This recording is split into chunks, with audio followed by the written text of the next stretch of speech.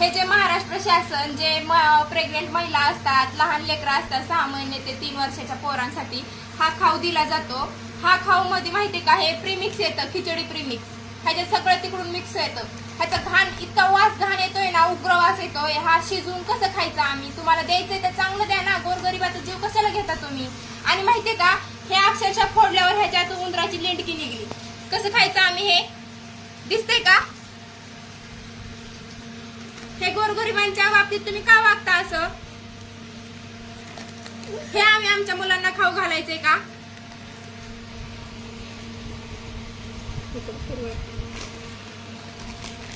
लहान मुलांसाठी अजून त्याच्यावर लिहिलंय की काय हे आरोग्य चांगले ठेवण्यासाठी फायदेशीर आहे.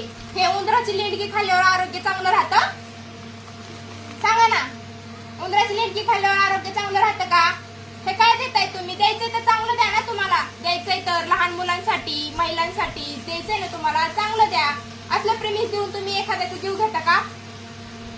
तुम्ही खाऊ शकता का? एनर्जी टेस्ट मूग डाळ, हे एनर्जी टेस्ट आहे. उंदराची लेंडकी. गोरगरीब शांत बसते म्हणून काही त्याच्या बाबतीत काही करायचं. गोरगरिबांच्या बाबतीत कितपत बरोबर आहे? बघितलं काही काय आहे?